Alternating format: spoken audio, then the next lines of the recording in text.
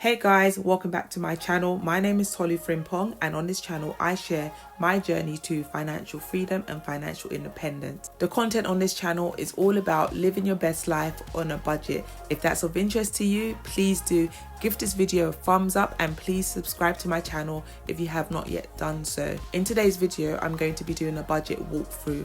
I'm going to be walking through my May 2020 budget template. I use a zero-based budgeting method. So if that's a method in which you're not familiar with, a zero-based budget is where you basically give every single penny of your income an assignment so that by the end of the budget template your balance is zero. So every penny that comes into your hands is given a job to do, because if you don't give every penny you earn a job to do, what ends up happening is by the end of the month all the money's gone and you don't know where it went. So give the money a job to do so that you're not left wondering at the end of the month where that money went. So that's what I do with my budget, and in this video I'm going to be walking you through my May 2020 budget, telling you all my financial plans for the month. And if that's of interest to you, please do stay tuned, and without further ado, I'm going to take you through my budget template right now.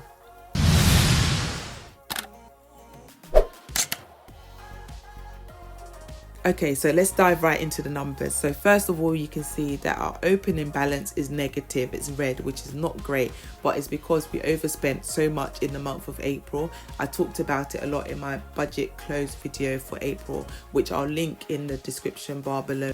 And I can actually add the card on the screen, which will take you to that video where you can see the breakdown of where the overspend took place. Before we can even start allocating money to our different budget categories, that money has to be deducted from our income total. These were our different sources of income for the month. I've blacked out the actual figures because at the moment we don't want to really publicize how much money we make, but just know that the income total here is a total of the income sources which I've listed here.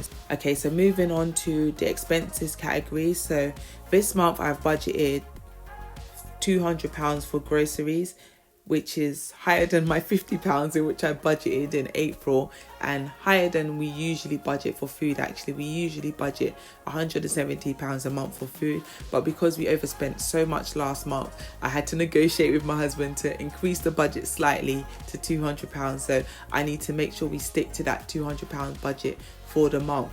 With that being said, as you can see, I've already spent a big amount of that food budget. So far I've spent £147.97 already of the £200 food budget, and we're only in the first week of May. So how I'm going to make it to the end of month on £52 is beyond me, but hopefully I can find a way to make it happen. I just need to really get creative with the food that we do have at home, because we actually do have quite a lot of food in the cupboards. But you know, you have food at home but you don't want to eat that food. That's me. So no, I need to actually make do with what we have and get creative with our meals. I haven't budgeted anything for takeaways once again because all the restaurants and stuff are still currently closed, and I don't anticipate them reopening in the month of May, so there was no need to assign any money to takeaways for the month of May. Moving on to the home category, our mortgage is estimated at £1,140. It's not really estimated because the price is the same every single month. So that's our mortgage. We paused mortgage overpayments for now because we're aggressively trying to build up our emergency fund, which is why there's nothing assigned to mortgage overpayments in this row. Council tax, again, we've estimated it at £135 for the month. So the total home category for the month of May is £1,275. Moving on to utilities, we've allocated £35 for our water bill, £50 for electricity, and £65 for gas. And as you can see in the actual boxes, I've already topped up the electricity and gas for the month of May, so hopefully we won't need to add any more to the electricity and gas meters, because if we do, that's going to take us over our budget. In the giving category, again, I've blocked this out for privacy reasons, but giving is something that we like to do on a monthly basis. We do believe in tithing, and we do like to do charitable donations also. Nothing has changed in our subscriptions categories. TV license is as it was last month, £13. Google Drive, we allocated £2.99 again. Isaac's mobile phone bill and Spotify is £30. My mobile phone bill is £31. Internet is £50. As I'm talking through the budget, I've just remembered that we actually updated our internet service provider, so this will probably impact on the budget when the payment comes out in the middle of the month, because we have allocated £20 to internet, but we've actually updated our payment plan, so we're going to have to pay the new price for the internet, which I think is £30 a month, plus also the fee for changing price plans. So our internet is definitely going to end up being a lot higher at the end of May than the £20 in which we've allocated. Canva, we budgeted £10.67 for the month of May, and Audible £7.99. So all in all, we budgeted £115.65 for our subscriptions for this month. But as I've already mentioned, the internet is actually going to take the actual figure above this £115 that we've budgeted. So hopefully we can make savings elsewhere in the spending categories to make up for that additional spend. Okay, so moving on to transport, and not really much to say here. We haven't spent any money or allocated any money to transport for the month of May, and the reason for this is because the car is still pretty much on a full tank of petrol, and that's 6 weeks since we last filled up the tank. So I've probably driven the car a handful of times in the month of April, and I anticipate the same being the case again in the month of May. Moving on to the fun and entertainment category, and we've actually given ourselves a spending allowance for the month, which is great. So we've given ourselves £150 each, and as you can see, my husband's already spent quite a bit of his, and I'm yet to spend any of mine, but I do have some plans as to how I want to spend that money this month. I've run out of foundation, so I really desperately need to buy some foundation. And something else that I'm thinking that I want to actually spend my money on this month is a few DIY projects that I want to do for the channel. I don't want to talk too much about it just now, but I do have a few things in mind that I want to do. We haven't allocated any money to the kids this month. 2 of my sons recently celebrated their birthday, so they've got loads of new clothes, loads of new toys, so they've got more than enough at the moment, so there was no need to allocate any money to them this month for fun money. And also all their extracurricular activities are currently suspended, so that's why I haven't allocated anything to the kids for the month of May.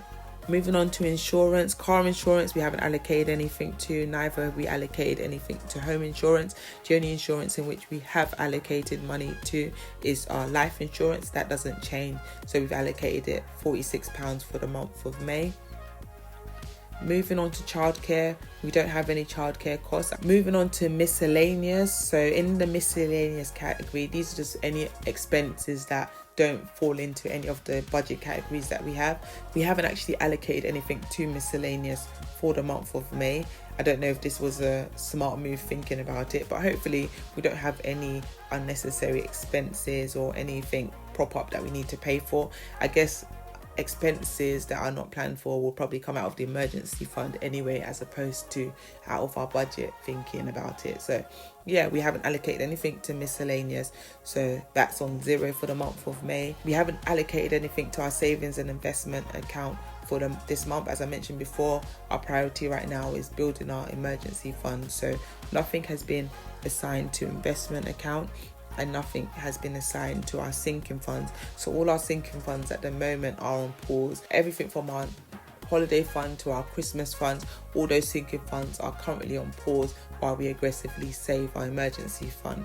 So with that being said, for the month of May, I'm so pleased that we were able to send £1,009.68 to our emergency funds. So hopefully next month we're able to even add more to the emergency fund, because we'll be so much better with our budget and we won't overspend by £500 like we did in the month of April. So I'm hoping in the month of May that our balance of 0 will be reflected in our actual spend. So when we close the accounts, it will close on 0 and we won't start June on a negative like we did in the month of May. So yeah, that's literally it, guys. That's my May 2020 budget walkthrough for you. That's how we plan to spend our money in the month of May in our different budget categories. Let me know, guys, if your budgets look anything like mine, or how you do your budgets on a monthly basis. Do you use a 0-based budgeting method like I do, or do you have a different budgeting method that you use that works for you? I'll be interested to know actually what you do in terms of your budget on a monthly basis. If you've made it to the end of this video, that means that you like this content, so please do give it a big thumbs up. Please leave a comment in the comment section below, and please don't forget to subscribe to my channel. Tell a friend to tell a friend, and I will see you on my next video. Thank you so much for watching. Take care. Bye.